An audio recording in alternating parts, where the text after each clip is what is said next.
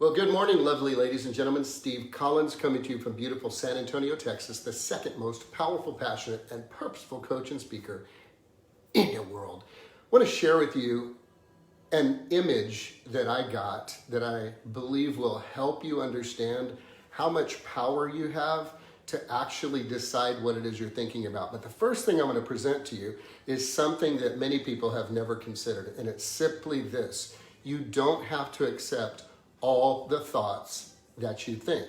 You don't have to accept them. See, very few people consider the fact that there are very few original thinkers in this day and age, and thinking is a discipline.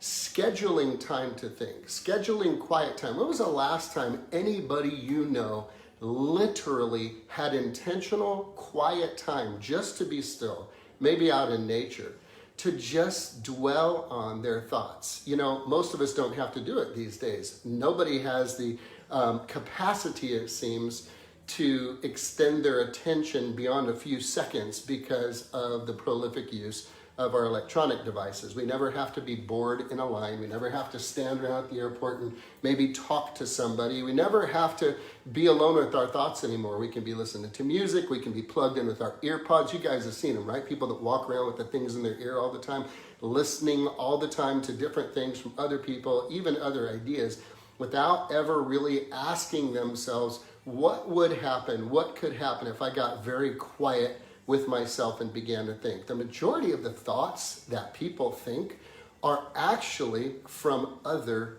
people.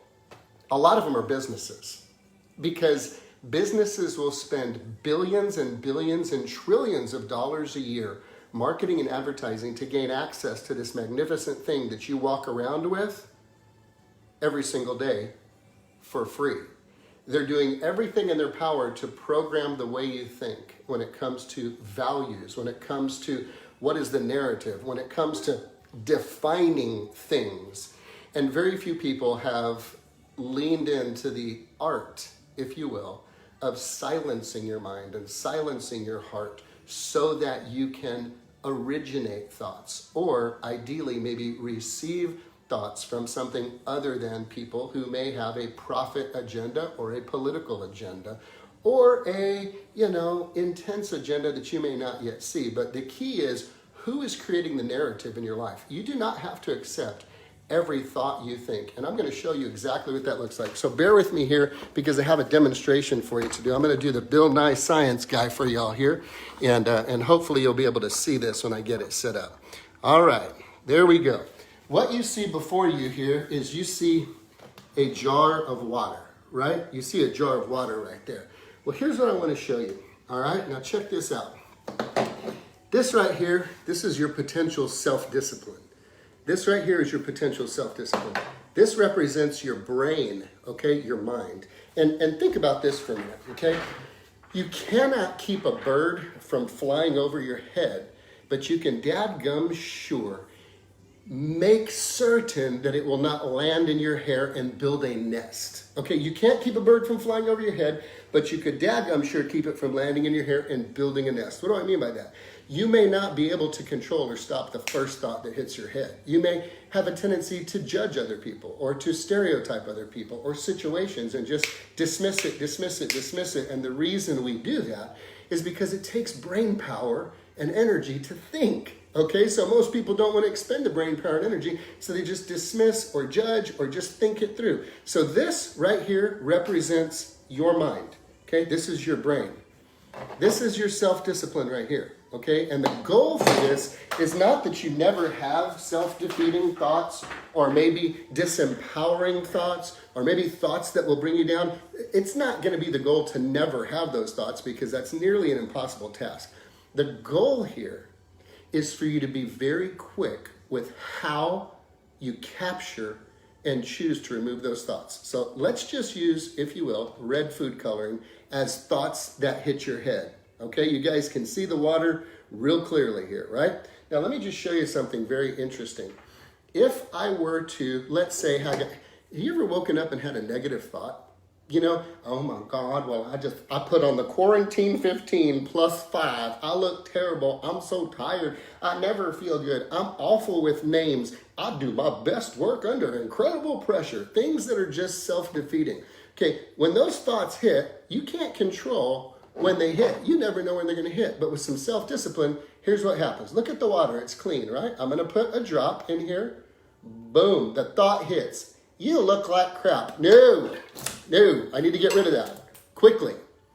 Okay, see, there's not a huge effect in this jar of water right now, right? Because I got it out quickly, so it's still pretty clear. There's a little bit in there, but it didn't really infiltrate your mind completely. Now I feel like crap. And you 3, 2, 1. I can't think that way. I need to get it out. Oh, damn. Even those 3 or 4 seconds, look what began to happen, ladies and gentlemen. Getting a little pink in there. It might take a little bit longer for you to deal with that. But what happens if you follow the pattern that you probably follow right now, which is this? I feel like crap. Man, I felt like crap yesterday. I felt like crap the day before. This damn quarantine, I don't know what I'm going to do. I'm just getting all worked up in here.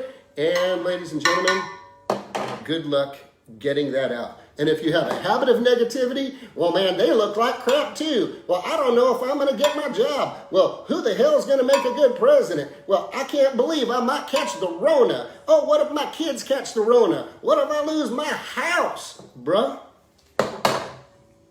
you are jacked up.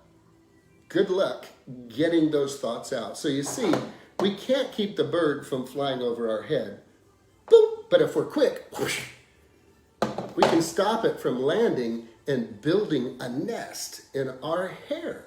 Does this make sense? You can see now what it looks like when you get all jacked up. If this is your brain and this represents the negative thoughts and this is your self-discipline, you gotta get them out quickly.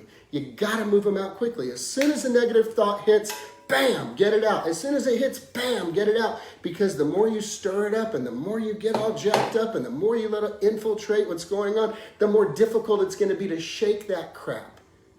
So ladies and gentlemen, you don't have to accept every single thought that you think. You don't have to accept it. You don't have to dwell on it. And as soon as it comes in, you have the power to take it captive and get rid of it. Now, I showed you how to get rid of it, but you know what the next level is? Is having a plan in advance of what you're going to say that may be the opposite. Well, I do my best work under pressure, so I'm always under pressure. No, maybe I did my best work under pressure till now, but now I do my best work when I've planned a little bit and I operate in peace. Well, I look like crap. Nah, you don't really look like crap. You probably just need to wash your hair, shave, maybe put on some eyeliner and makeup, and, things are going to be okay. I'm going to get over this. I just don't. Well, I feel terrible today. I can't stand it. I'm awful. I didn't sleep well. First world problems. I didn't sleep well. Maybe I can take a nap. Maybe I'll go to bed a little bit early tonight, but it's going to be okay. You see, it's one thing to capture the thought and eliminate it. It's an entirely different level to replace it with something more powerful. You don't have to accept every thought that you think. You don't have to take it in. But let me tell you something. This was clear. What's your goal? Your goal is to keep it clear. As soon as those thoughts come by and hit, you get it out quickly. As soon as it hits, you get it out quickly. Because the more you dwell on it and the more you spend time with that negativity, the more difficult it's going to be to shake it. So what's my point today, ladies and gentlemen? You got the power. God's given it to you. I hope you'll use it today. Have a great day, guys.